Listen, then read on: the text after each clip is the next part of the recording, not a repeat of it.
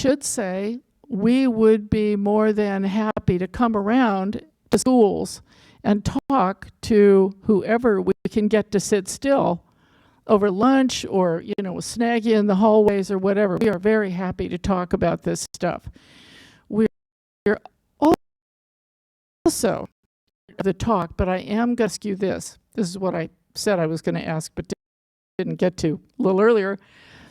We are looking for a school that would be interested in getting a really excellent training, full court press on fetal alcohol training of the kind that they did in Alaska that resulted in this video that you're going to see in a minute. This means Deb Evenson, who is the expert, comes and spends time at that school, a lot of it, and then comes back and consults. We're raising money to pay her and also to pay for teachers' extra time. So if any of you are connected with a school that might want to talk about, a little more about this, please let me know. My contact info is on the first slide. And Shirley's looking at her watch, I can tell. So I'll make this, I'll give it like another 3-4 minutes maybe. Okay. People are reluctant to put the diagnosis. We don't want to point fingers at the mom. Of course, if it's adoptive and foster and kinship, that's not really an issue. And the prevalence is very much higher. I kind of lost track of the prevalence part. That's coming next. It's coming next, though. That's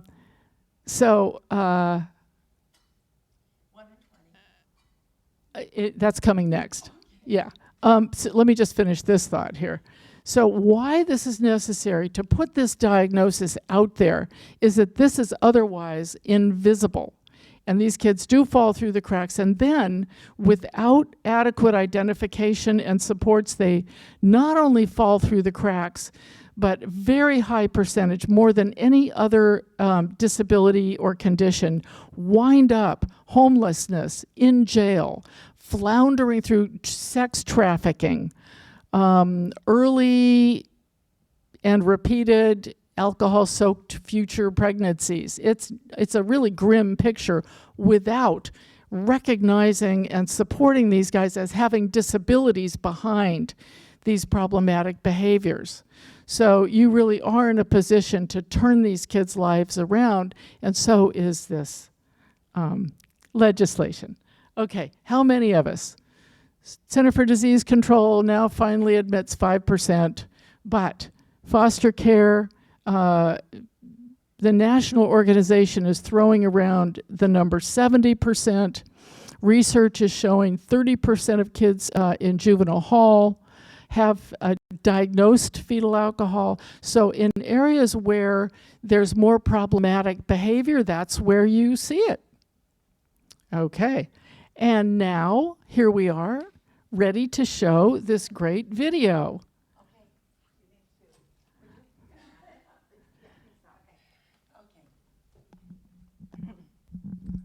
One thing that I didn't mention is that I facilitate 2 supports for parents of FASD children. That's incorrect. I should say children of FASD. And it's through Parents Helping Parents here in Santa Clara County. I have one adolescents and on and into adulthood, and the other one is for 0 to 2. It's interesting that every parent is adoptive parents. No, I do not have any birth mothers. I had one who contacted me. I was able to give her a support group for birth mothers. But often a child is adopted, and sometimes from overseas or South America, and they don't know. And the unsuspecting parents take this child in and think love will do it. Love doesn't do it. That's too bad. Okay, I'm going to show you this. This was made by teachers. It's great. Thank you.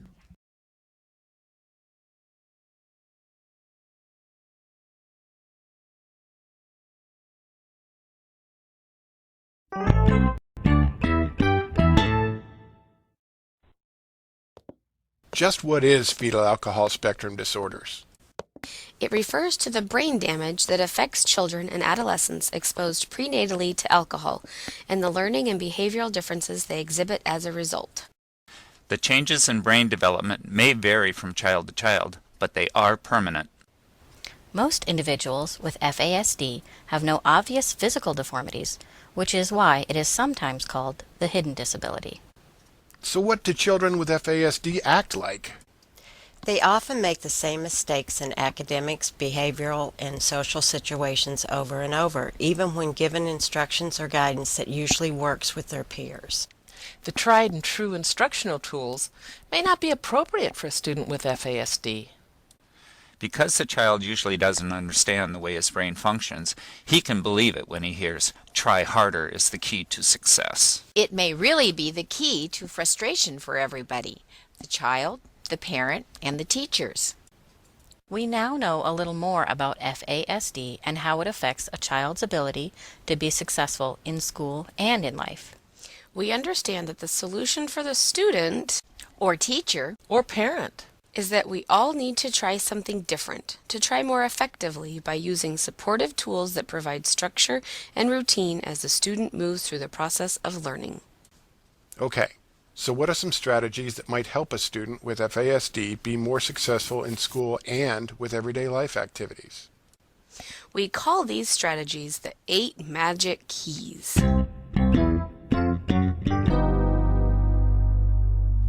Hi, I'm Mario.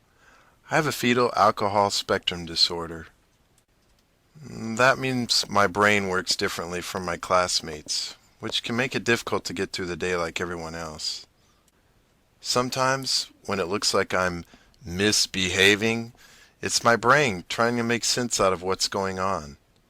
Here are some things my brain deals with every day. I'm a literal, concrete thinker. This means I may not understand phrases that say one thing and mean another.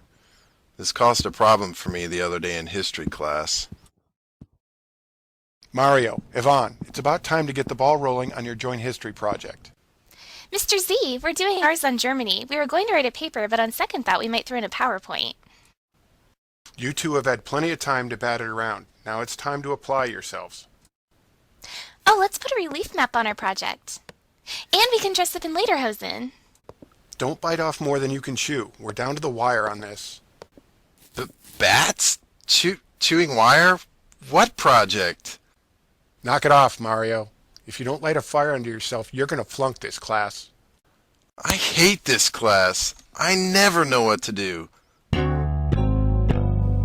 don't like what happened with Mario today. I think he wants to do his best, so I wonder how I could have handled that differently. Students with FASD can be confused when you use words or phrases that have more than one meaning, or idioms that say one thing and mean another. I want to try that again, using this key. Mario, come sit next to Yvonne. Let's talk about your history project. Mr. Z, we're doing ours on Germany. We were just going to write a paper, but we've been thinking about making a PowerPoint too. You two have had plenty of time to plan what you will do, so just pick one or the other. Now is the time you should be deciding what information you want in your presentation. So, Mario, should we do a paper or a PowerPoint? Let's do a PowerPoint. Can we go work in the library? Sure, you can go to the library. I'm glad to see you two have a plan and are beginning to work on your project. Now, that was much better. Sure was. You now hold the first key to successful intervention. It's your first step in unlocking the way for Mario. You know, it's also really hard for me to learn from experience. Every situation seems brand new to me, so it helps when my classroom is set up the same way each day. At the beginning of this year, my math teacher used to move the desks all the time. And just when I'd think I'd get the class figured out, I'd come in the room and she'd have this group here and that group over there. I never knew who I was supposed to sit with. And the homework basket, I couldn't ever find it. And she'd mark me down if I wrote my name on the left side of the paper. But that's where my social studies teacher always tells me to put it. There are some things I wish all my teachers would do the same way, like how they want an assignment done and where to turn it in. And it would really help if I knew where I was going to sit and who'd be next to me before I walked into class. I don't have that problem in math class anymore, not after the day she got that second magic key. Students with FASD need consistency to help them generalize learning from one situation to another. Try to change the environment as little as possible and use the same words for important phrases and directions, both at school and home. Wow, I never thought about this before. I think I'll check with Mario's other teachers to see if we can be more consistent with him. Yvonne, Mario, I'd like you two to sit over here again today. That seemed to work out very well. As a matter of fact, I would like you two to sit here for the rest of the semester. Lisa, Sam, I want you both at this next table. Be sure to turn in your homework to the basket before you leave today. Ah, there's the basket, right where it was in social studies. Oh man, that really helps. Maybe I'll remember to turn my homework in this time. But before you do, check that your name and date are in the upper right-hand corner, just like it's supposed to be for all your classes in this school. Now let's review your homework. If you have any questions, be sure to raise your hand. What? What are we doing? If you have any questions, be sure to raise your hand. Who can tell us the rule you used to figure out the first 4 problems? Sam? The shortest distance between 2 points is a straight line. That's right, Sam. And if you keep that rule in mind, you will see that in all these problems, you had other choices for solving the problem. I remember Mom saying that when we worked on this last night. The shortest distance between 2 points is a straight line. Congratulations! You now hold 2 keys for successful interventions. Some days I think I know something, and then the next day, it's just gone. Students with FASD have chronic short-term memory problems. They forget things they want to remember, as well as information that's been learned and retained for a period of time. In order for something to make it into their long-term memory, it may simply need to be taught, retaught, and retaught. When I was just a kid, I always got into trouble at lunch because I had a hard time remembering what to do. I'd end up in time out instead of getting to go to recess. That was until the day the lunch duty, Ms. Smart, helped me. I remember it like it was yesterday. Hey, Mario. I hope you get to go outside for recess today. Let's go over the rules for the lunchroom. Do you remember them? Yeah, eat my lunch. That's part of it, but you also need to remember these rules. Keep your hands to yourself. Sit in the same place. Eat only the food on your tray. And raise your hand when you're done. Can you do that? Okay, I'll try. Mario, I see your hand is up. You did a good job today. Go throw your trash away and line up for lunch recess, please. Woohoo! Mario, I see that you are in line, but you are poking Mary in the back. Do you remember the rules? I guess I forgot. The first rule is to keep your hands to yourself. Do you think you can follow that rule? Will you give me another chance? Okay, let's review the other 3 rules. Sit in the same place. Eat only the food on your tray. Raise your hand when you're done.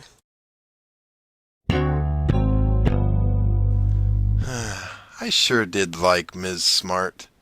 She wanted me to get to recess, so she helped me remember. After a while, I didn't need her anymore. Marvelous! You now hold 3 keys to success. You are able to support Mario more efficiently by being concrete, consistent, and providing repetition. Let's see what the next key has in store. I have a hard time when my day changes because I don't know what to expect or how to act.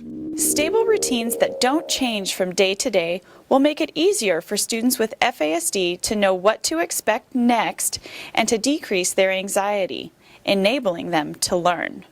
At home, my family tries to help me get ready when things are going to be different. Hey, Mom. Hi, Mario. Hey, we're going to have a change in your day tomorrow. Instead of riding the bus to school, Dad'll be taking you to the dentist to get your teeth cleaned. Then you'll go to school in time for your PE class. I put a reminder note on the fridge. Now, go upstairs and pick out what you can wear tomorrow. Hey, Mario. Did you follow your routine today? Yeah, I brushed my teeth and combed my hair. Great! How do you like my shirt? Looks good. Do you remember what the schedule change is?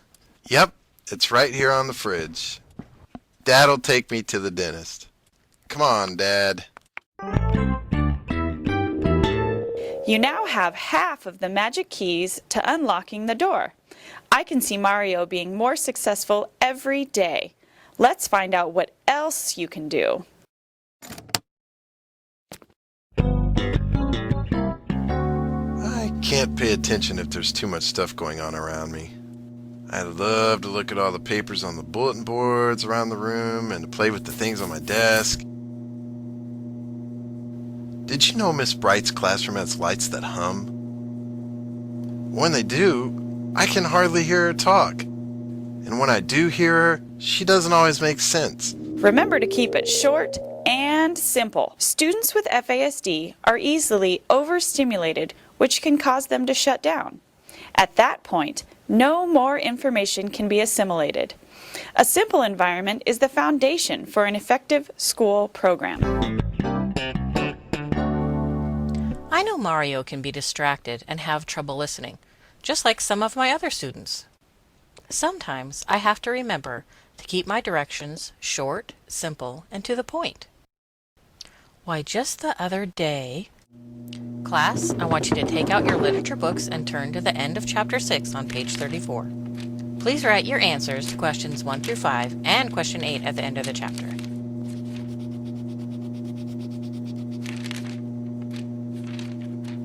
Mario, get to work. I don't know what to do.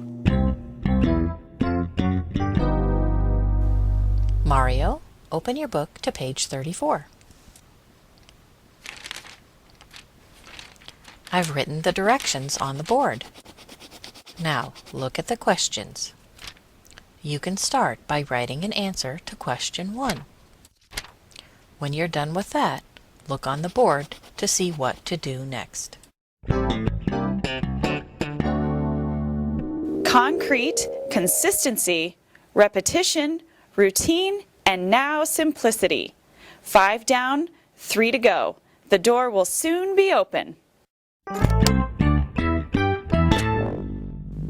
You know when you're watching a show on TV and can't figure out everything going on because you missed that last episode? Well, sometimes that's what I feel like. People tell me to do things, but I can't, or I do it wrong because they don't tell me everything I need to know. And then they get mad and I get mad and, well, you get it. Be specific. Say exactly what you mean. Students with FASD have a hard time with abstractions and generalizations. Don't expect them to fill in the blanks when you give directions. Tell them step by step what to do. Step by step? I'll have to think about that at practice this afternoon. Everybody line up. Mario, when you're on the field and it's time for warm-ups, put your feet on the line next to the other students. Oh, I thought you wanted us in a line like in the classroom. Okay, everyone, drop and give me 10. 10 what? Wow, I did it again. Everyone, down on the ground and do 10 push-ups. I can do that. You know, that Mario is a pretty good kid. He really does try. Looks like he just never knew exactly what I was talking about before. I think he stands a good chance to make varsity this year. It's easy to assume that everyone knows what you're talking about, especially if you give the same information every day. Remember to be specific. Sometimes I get into trouble outside of the classroom. I don't mean to. Everything is just always different and I don't know what to do. I did have one field trip in elementary school that was epic. I never got into trouble and I had a blast. But that was a while ago. Structure is the glue that makes the world make sense for a student with FASD. If this glue is taken away, things fall apart. Help your students be successful by providing appropriate structure as a permanent foundation. Unstructured times are the hardest for Mario because he can't predict what will come next. I have to anticipate what supports he'll need so he'll know how to behave in these situations. It takes time, but it's worth it in the long run. Class, it's about time for our field trip to the museum. I need to go over some things with you before the bus comes. This morning I assigned each of you a partner that you'll need to stay with at all times. Please go stand by your partner. Here is a reminder of what we'll be doing today. Please put this in your pocket when we're done reading it. First, we'll line up in partner pairs for the bus. Class, I like the way you stayed with your partners on the bus and while putting your coats and lunches up. In a minute, we'll walk down the middle of the hall to the dinosaurs. When we get in there, I want you to stay in the dinosaur room with the class. At 12 o'clock, you'll hear me clap like this. And we'll line back up with partners to go get our lunches. Then I'll clap my hands again to let you know when it's time to line back up with your partner for the bus.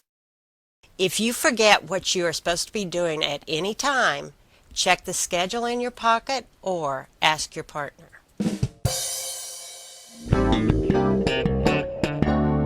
Structure, the glue that holds it all together. And he will need this at every stage of his life. Only one more key to go. I'm getting too old for my parents to be telling me what to do all the time. It's sure been great getting to hang out with Sam without them. You know, my mom told me that a good friend is someone who will look out for you and help you make good choices. Well, I guess that means Sam's a good friend. Because of cognitive challenges, students with FASD bring a naivete to daily life situations. Constant supervision can help them to develop habit patterns of appropriate behavior. I want Mario to have a chance to be with his friends without Mom tagging along. How can I supervise him without getting in the way of his social life? Supervision can be provided by a parent or other adult, or, if it's safe and more socially appropriate, even a peer. I don't think they have the right phone charger here. It's about time for the movie to start anyway, Mario. Ready to go? They're cute. Let's go meet them. Hi there. What you doing? We're just going to the movie. Oh, that's too bad. Why is that too bad? Well, we just saw it, so we were going to walk around the mall for a while, and then we're going to a party. Yeah, and we thought maybe you'd like to come with us. Wow, really? That sounds great. Mario, we've been planning to see this movie for a long time and promised our parents would be outside at the end of it. Yeah, but... That's not what we had planned. Oh, I guess we better stick to our plan. Nice meeting you both. Maybe we'll see you around sometime. A peer helper can be a great voice in the ear to guide good decision making. And with that, and the others, you've unlocked the way for Mario to be successful in life. Congratulations! Your success is Mario's success.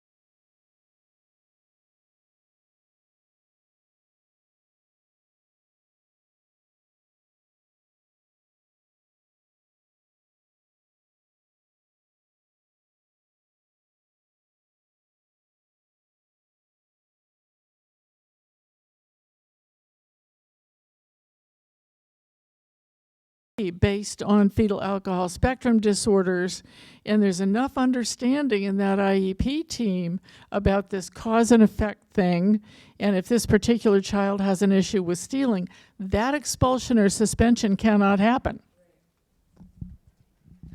Oh, I was curious to hear questions or reactions, and here we have one. I do have a question. So I noticed with one of the interventions is supervision, and as the student with FASD or the child, the adult becomes older, peers can be that supervision. Is this a lifelong?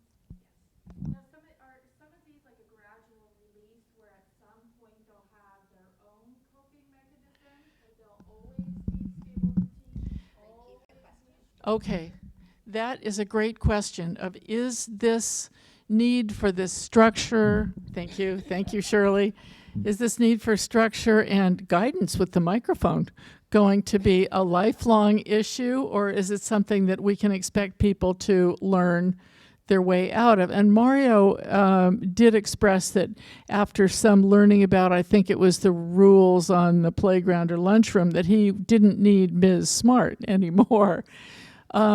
It really is a spectrum. There is severity and there is variation. It's not just a spectrum along one axis where everything is not working hardly at all up to everything is working pretty great. No, all of the different neurobehavioral impairments can present in slightly different patterns with everybody. But I am going to tell you now that I am a person that has fetal alcohol damage. Structure, help with memory, help with planning. I will always need help We call that external brain. As you learn more about fetal alcohol, you will hear that phrase, external brain. I don't have to import an entire brain, but just plug up those holes in my brain where somebody else is necessary. So there's your answer to that question, I think. Okay, I think you were next. Where can you go to find more information about it? Yes, we do have a handout of resources that should have come out to you, and yeah.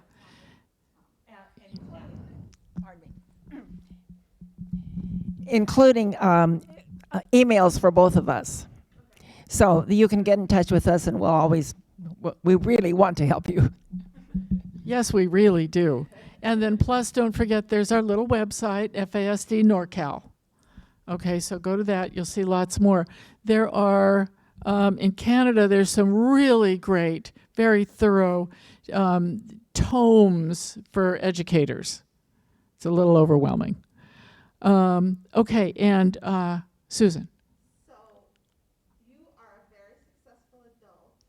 How did you learn to use or set up the kind of things you need to be successful? Susan's illusion is that I'm a very successful person. And how did I learn to set up those things that would make me successful? Well, what I bring to the party is a not very severe set of brain issues. But organization, working memory, impulsivity, I mean, there's several that really don't work. Fortunately, my verbal skills are a gift. And so I can talk my way out of practically anything. And have. And I had no trauma in my family. My parents are well educated and family was calm. So there's none of that. And in a lot of cases, I still fall into the holes in my own brain, a lot. And it's just the way it goes. I did finish a dissertation, but it took me 14 years. And I had to hire somebody with whom I checked in every week to tell me, like, what you're going to do next. Thank you for that question. Other questions or comments before we wrap up here? One back here. Just another comment. My best friend also is, has this as well. And she also had to hire someone to help her finish her graduate degree, a tutor to, check with her every week. And it wasn't even a tutor, it's just a person to say, you should be doing this at this point, you should be doing this. That's exactly it. That's the structure. How successful she is now. That's the structure, that's the external brain, and I bet she still needs help. I bet she still needs help with that kind of structuring. Okay, that was a comment for those of you out in cyber world that this lady's friend also has some of these issues. Thank you. Yeah. So going back to, I guess, the character versus the brain right. gaps or the holes there. So Chromebooks, you're saying if one of the students who's suffering or lives with fetal alcohol spectrum disorder. What was the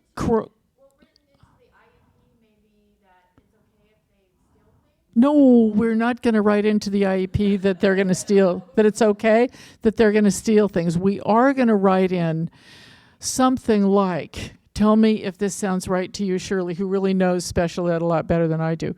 Write in something like, and this goes in the family as well, this practice of Johnny has trouble distinguishing boundaries of what's his and what's somebody else's. So supervision he's not going to be left alone with other people's, stuff. He's going to go out to recess rather than being left in the office where the laptops and the pens are. There's going to be supervision put in place for one thing. And when that manifestation determination comes, he can't be expelled for it. Would it be helpful or useful to also identify some consequences that will be provided? I know consequences are a challenge. Like in a behavior plan. Right, through a behavior plan, so that the student knows what to expect, or is that to help set up the That is like the core question, isn't it? That's one of the core questions, and it has to do with, do we put consequences in place so that the kid knows to what to expect? There's two neurobehavioral functions that you're pulling into play here. One is memory, which often is non-existent. Two is cause and effect, which often is non-existent. So it's not to be so black and white about it. There are some of our kids, and me, I mean, I do learn from some consequences, but less than you might suspect. Keep making the same mistake over and over. So it doesn't hurt to put consequences in place unless you see clear evidence that it does not help. It's more for everybody else's benefit. Look, we're not letting this guy slide. What works more is to put up the supports in place, like those 8 magic keys, however simplistic they might have seemed to you. Yeah, okay, one more, and I think we're going to...